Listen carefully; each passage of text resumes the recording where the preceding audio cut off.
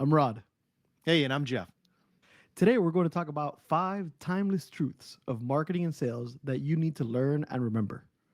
Even though we live in a digital world today in 2021, we're still human. And there's some things about us that just have stayed the same throughout the ages, like how we interact with each other and how we build relationships and learn to trust one another.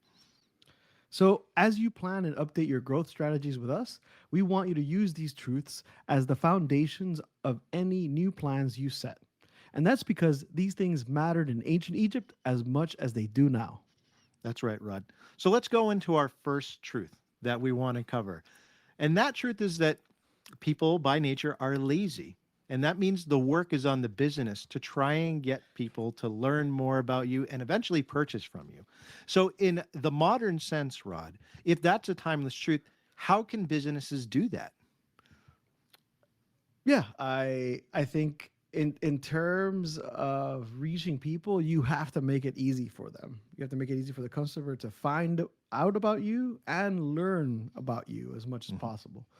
So, keeping that in mind, we could break it down into three different tactics here.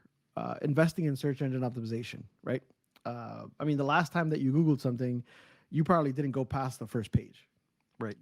didn't even think about page two, right? And there's article after article online that talks about how, one from TechJury says 60% of users click on the top three search results, and just 7% of users will go to the third page of search results.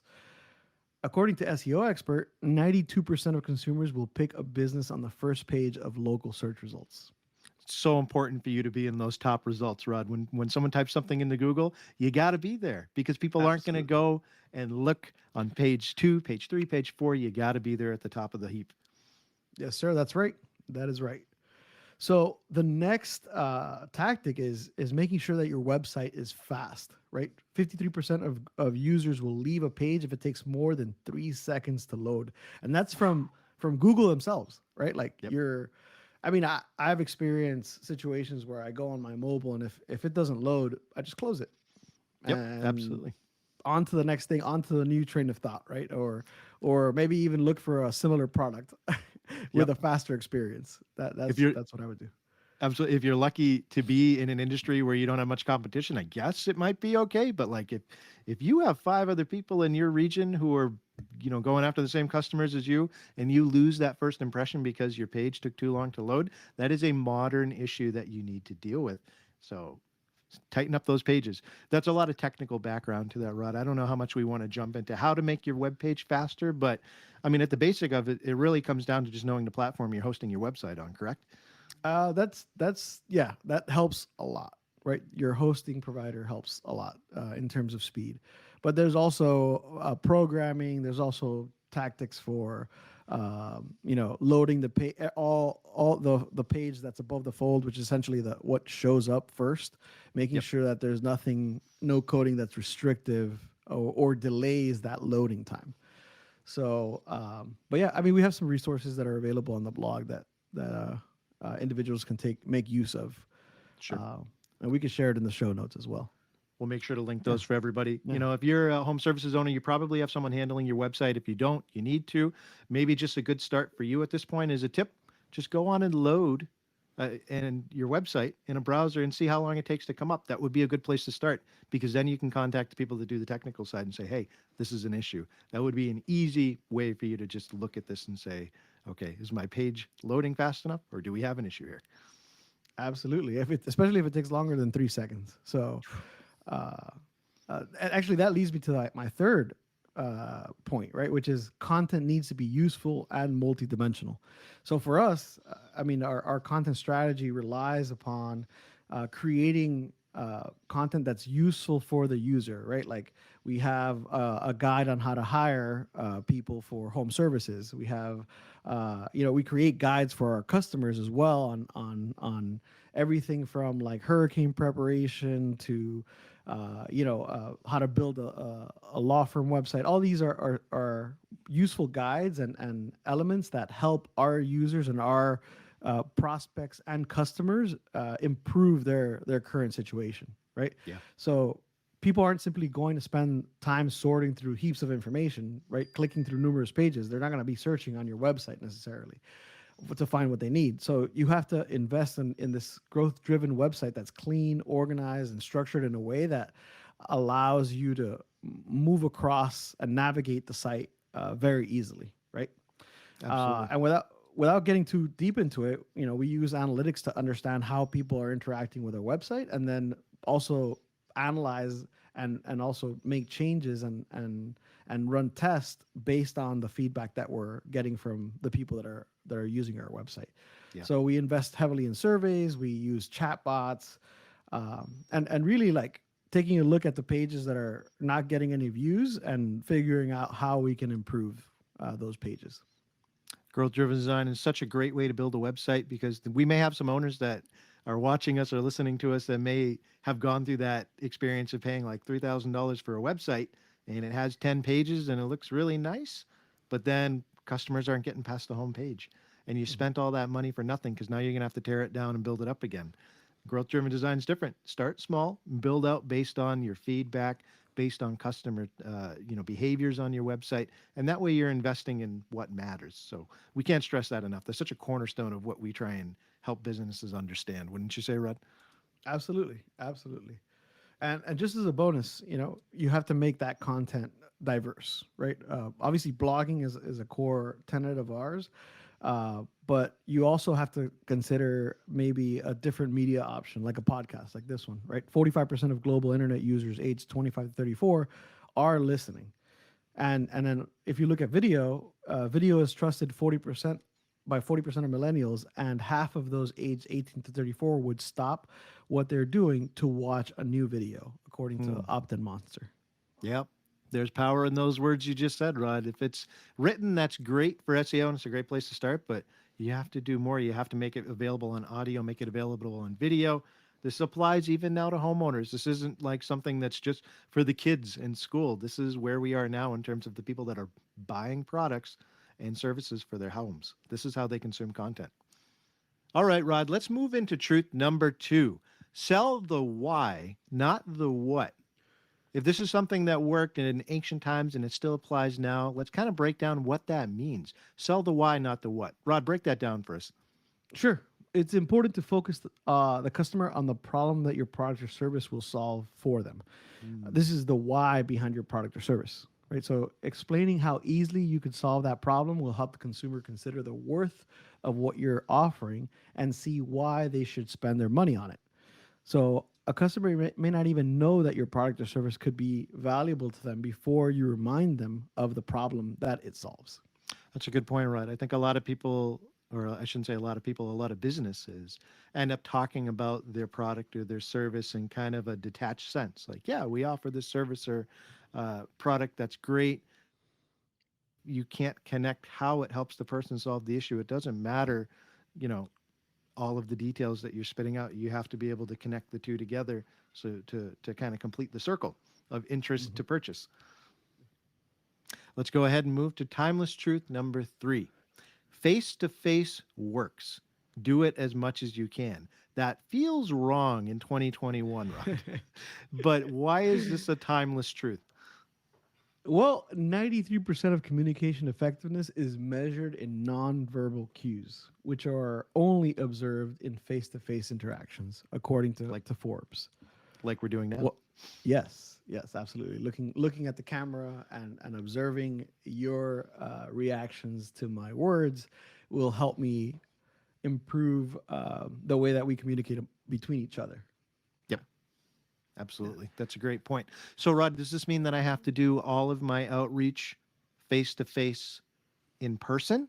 Or can we expand that out thanks to the technology we have available?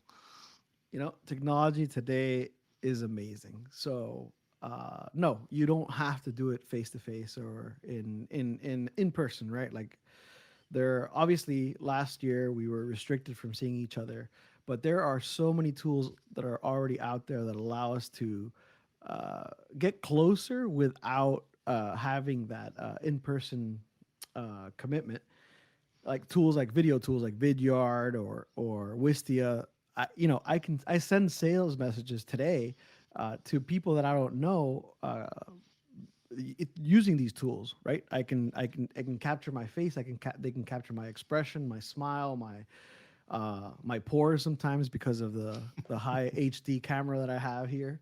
But it's important to continue that format, right? Where people can see you. People react a lot more to video and imagery than they do to a piece of content or a message, right? So if you can send out a customized video to a person that you're trying to talk to, you'll get a better response that way. So don't underestimate the marketing value of that human interaction, right? Face-to-face communication is always going to help the customer develop trust in your company, and that's the objective of all those video communications that I am involved with.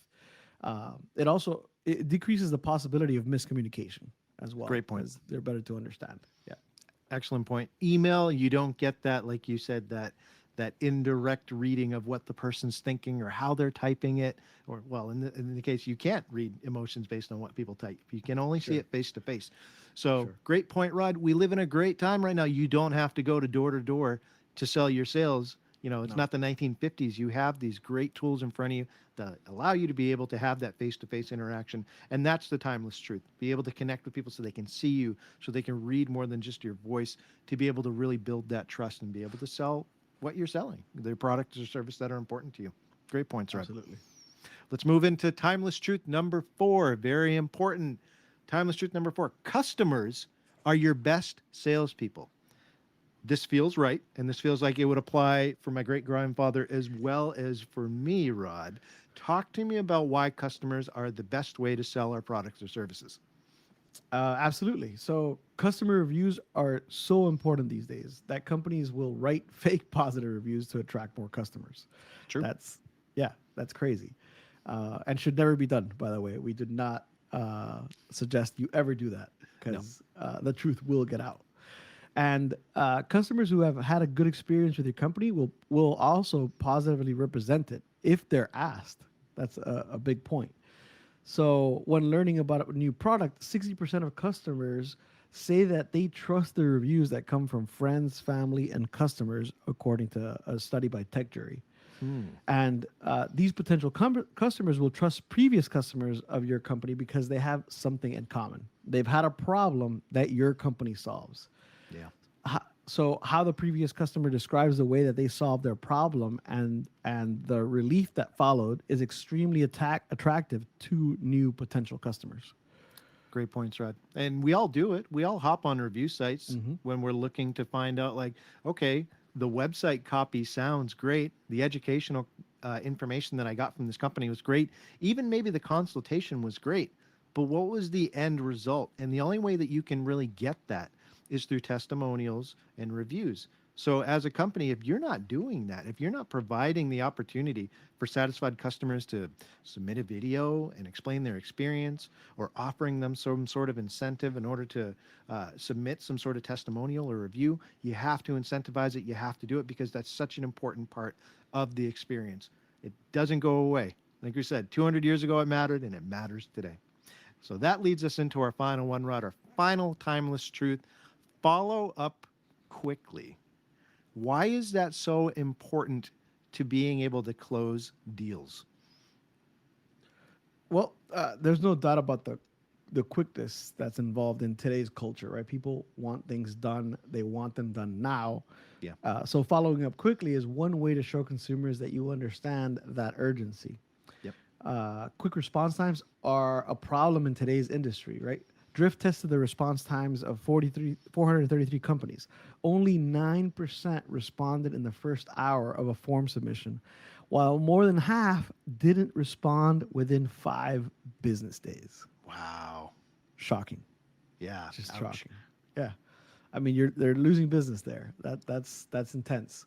And obviously, when you think about how people react to that, it's grave, right? Like I know that there's a statistic there, like you have a 95% chance of closing a deal if you answer within the first 5 minutes.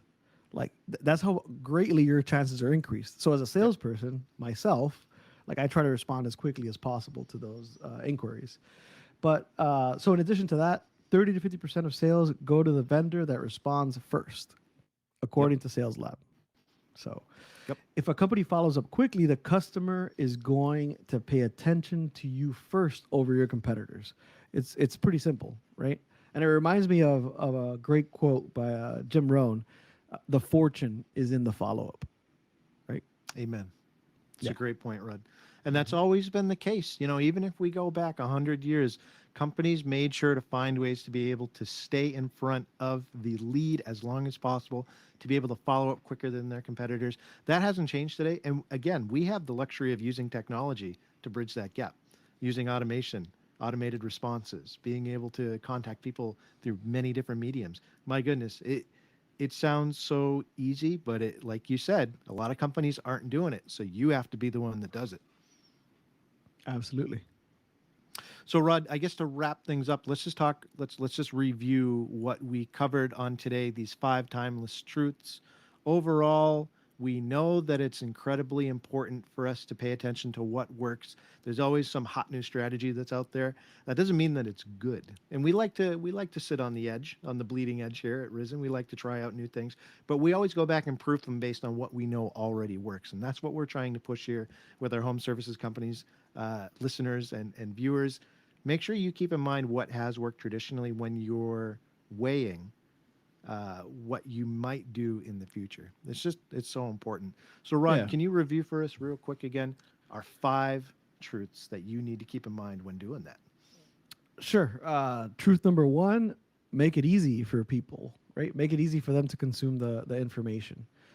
People are often will take the easiest route, and you have to be there and make that experience simple for them to follow and execute. Yep. Number two, sell the why or start with why first, not the what. I think that's if you want to look more into that, you could look at a book called Start with Why by Simon Sinek. Face to face still works. This is truth number three, right? So keep doing it as much as possible.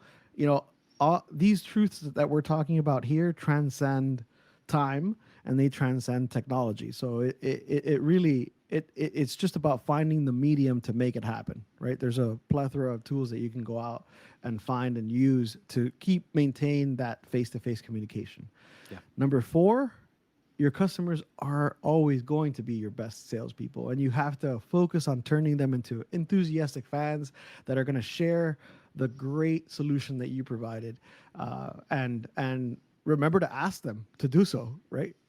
Also, once again, make it easy for them. Send them a link to your Google business page, or send them a link to your Facebook review page, or whatever platform that you use. It could be Angie's List, Home Advisor, whatever it is. Make sure you send them that as part of your follow-up, which leads us to number 5, follow up quickly. People want you to respond as quickly as possible. If you're the first one there, you have a higher chance of closing the business. And that's it. Hey, amen to that, Rod. 5 timeless truths for you to remember as you work on growing your business. Thank you so much for connecting with us on this episode. Remember to subscribe to us so you can keep up. We have a subscribe button right below. And of course, make sure that you follow us on social media. We have our connections below as well as some resources that you can use to be able to move on and grow based on the conversation we had today. So that does it for this episode. Thanks for tuning in, and we'll see you on the next one.